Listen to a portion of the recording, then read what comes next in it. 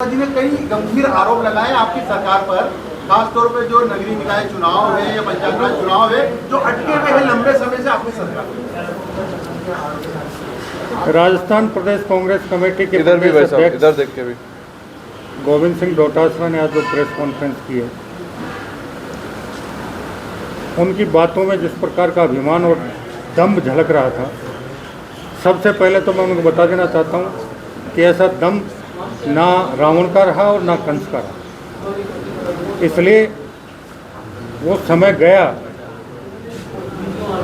कि दम में वो किसी प्रकार का कोई उल्टा सीधा काम हमारी सरकार से करवा पाए। रही बात वैसा भी इधर देख के भी स्वायत्त नगर निकायों के चुनावों का प्रकरण जहाँ तक है,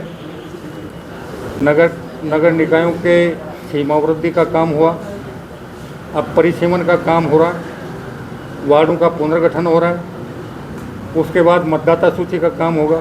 ये काम विभाग के होते हैं, ये काम चुनाव आयोग के तब होंगे जब उनको कहेंगे कि अब आप मतदाता सूची का तैयारी करो। उसके बाद राज्य निर्वाचन आयोग का काम शुरू होता है, उससे पहले विभाग का काम रहता है, और विभाग का जो काम रहता है उसके लिए विभाग के अधिकारी या विभाग का मंत्री नहीं बोलेगा तो क्या गोविंद सिंह डोटासरा बोलेगा? मैं बार बार कह चुका हूँ कि हमारी प्रक्रिया चल रही है और हम हर हाल में एक राज्य एक चुनाव के तहत वर्ष 2025 में सभी नगर निकायों के एक साथ चुनाव कराएंगे। उनको सबसे ज़्यादा पीड़ा उन्होंने तुष्टीकरण के आधार पे जिस प्रकार हमारे जयपुर, जोधपुर और कोटा के नगर निगमों को बांटा था, वैसा भी इधर देख के भी हमने उन सारे नगर निगमों को वापस एकीकरण करने का निर्णय सैद्धांतिक रूप से ले लिया है। और चुनाव में जयपुर में एक नगर निगम के चुनाव होंगे, जोधपुर में भी एक नगर निगम के चुनाव होंगे और कोटा में भी एक ही नगर निगम के चुनाव होंगे। अब उनकी इस तकलीफ का मेरे पास कोई इलाज नहीं। जन भावना भी यही थी और यहाँ की जनसंख्या का आधार भी एक ही नगर निगम बनता था। अब उन्होंने अपने निजी स्वार्थों के लिए या तुष्टीकरण के चलते अगर इनके दो दो टुकड़े कर दिए थे तो उस गलती को हमने सुधारा है। इसमें अगर उन्हें तकलीफ हो रही है तो उस तकलीफ का हमारे पास कोई इलाज नहीं, किसी अच्छे डॉक्टर को दिखा कर इलाज करें। मंत्री जी, ये जो प्रक्रिया है आपके विभाग की, ये कब तक पूरी हो जाएगी ताकि चुनाव आयोग में फिर आप आगे कर सके, वो चुनाव करवा सके? हमने कई बार आप लोगों से के माध्यम से बता दिया है, अभी जून का महीना चल रहा है, हम जुलाई में सारा काम लगभग समेट रहे हैं और अगस्त में मतदाता सूची तैयार करने के लिए राज्य निर्वाचन आयोग से अनुरोध करते हैं। और जैसे ही मतदाता सूची का काम पूरा होगा उसके बाद नवंबर दिसंबर में जब भी वो उचित समझेंगे, हमारा उनसे ये अनुरोध रहेगा कि वो एक साथ पूरे राज्यों के नगर निकायों के चुनाव कराएं। अब वो राज्य निर्वाचन आयोग अपने संसाधनों के आधार पे एक तारीख में करवा देता है या ज़्यादा से ज़्यादा 2 तारीख में करवा देता है। ये राज्य निर्वाचन आयोग का निर्णय होगा, उसमें हमारा कोई हस्तक्षेप नहीं है। गोविंद सिंह डोटासरा ने आज फ़ोन टैपिंग को लेकर के भी एक विवाद खड़ा कर दिया। उन्होंने कहा कि मुख्यमंत्री मंत्रियों से कहते हैं कि फ़ोन पे बात ना करें, दिल्ली में सुना जा रहा है फ़ोन।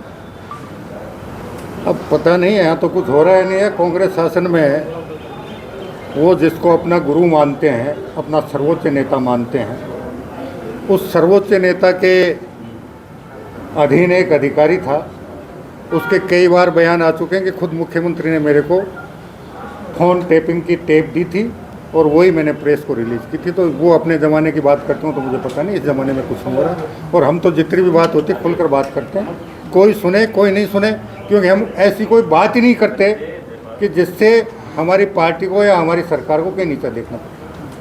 डोटासरा ने कहा है कि साहब पायलट जब देख रहे थे संगठन को तो संगठन मजबूत हुआ था, जिसका रीज़न था कि सरकार आई। अगर वो इतना ही मानते हैं तो वो अपने गुरु से कहें कि उन्होंने उसको नाकारा, निकम्मा, किन किन शब्दों से अलंकृत किया था। उस समय तो वही उनके मुख्य सलाहकार थे, नहीं करवाना चाहिए था उनका ऐसा अलंकरण। अगर अलंकरण किया है और आज अगर वो वापस कोई बात करें तो इस दोहरेपन का मेरे पास कोई इलाज नहीं। पर उन्होंने ये भी कहा कि वो 73 साल के हैं, बड़े पदों पे रहे हैं, उनकी बात को तो नकारा ही नहीं जा सकता जिनकी आप बात कर रहे हैं। अगर नकारा नहीं जा सकता तो फिर मजबूत और वो बात क्यों मानते हो, ये बात मान के चलो कि वो नाकारा और निकम्मे हैं। एक बात के दो अर्थ आप नहीं लगा सकते। आपको या तो ये कहो कि उन्होंने जो कहा वो सही कहा, और या छाती ठोक के आप में दम है तो ये कहो कि उन्होंने गलत कहा। तब तो हम मान लेंगे कि वास्तव में वो कोई बहुत मजबूत कांग्रेस के प्रदेशाध्यक्ष। सफाई कर्मचारी भर्ती कब होगी मंत्री जी? अभी हम 60,000 चतुर्श्रेणी कर्मचारियों की भर्ती करें, उसके बाद हम इस दिशा में विचार करें। जनगणना को लेकर के नोटिफिकेशन जारी हुआ है, केंद्र सरकार ने नोटिफिकेशन जारी कर दिया है। दो तरीके से ये जो है जनगणना होगी, मोबाइल ऐप के जरिए भी होगी। किस तरीके से आप इसे देखते हैं? देखिए, भारत सरकार ये मानकर चल रही है कि आधुनिक तकनीकी का सहारा लेकर जनगणना और जातिगत जनगणना दोनों 2026 तक पूर्ण कर लेंगे, और 2026 के अंत तक इसके डाटा आ जाएंगे, और डाटा आने के बाद 2027 में जैसा अभी तक का विचार है कि वो परिसीमन आयोग का गठन करेंगे, और उसके आधार पर आगे की कार्रवाई जो सूचना हमारे पास है। मेयर को पार्षद लोग चुनेंगे या सीधे जनता से चुनाव होगा? हाल फिलहाल तो जो व्यवस्था है वो ही चलेगी। इस बारे में वार्डों के पुनर्सीमांकन और सारा कार्य पूरा होने के बाद हम कोई मंथन करेंगे। अगर आमजन का और पार्टी के नेताओं का कोई सुझाव आएगा, दूसरे दलों का कोई सुझाव आएगा, तो उस पर मंथन करके जो भी उचित निर्णय होगा वो ले लेंगे। मंत्री जी, कांग्रेस ने आज ये भी कहा है कि संगठन को मजबूत करने का काम कर रहे हैं, वो लगे हुए हैं निरंतर रूप से अपने संगठन को मजबूत करने में, और 2028 के चुनाव की तैयारी कर रहे हैं और सत्ता में आने की बात कर रहे हैं। बहुत बढ़िया बात है, अगर वो मजबूत कर रहे हैं तो करें। किसने रोक रखा है उनको?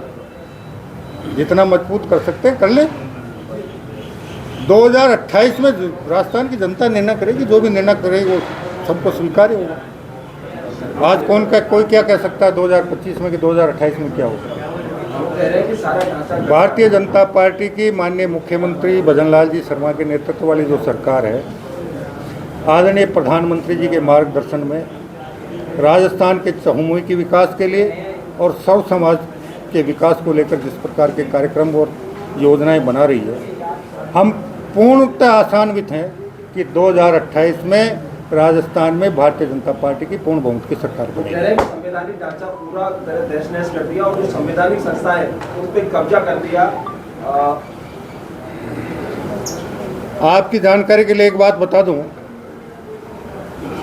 26 जनवरी 1950 को भारत का संविधान स्वीकृत हुआ था,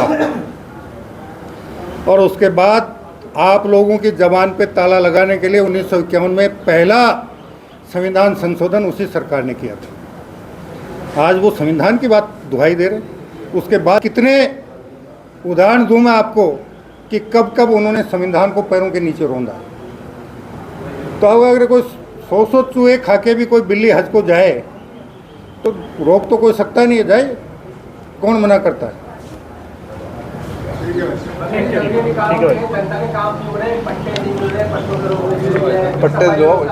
पट्टों में जो बंदरबांट हुई है, हम राजस्थान की जनता ने हमको अपना ट्रस्टी बनाकर चुनकर भेजा। हम लुटाने के लिए नहीं आए। पट्टे आप विधिवत रूप से आवेदन करो, विधिवत रूप से शुल्क जमा कराओ, और फिर कोई पट्टा नहीं मिले तब हमसे बात।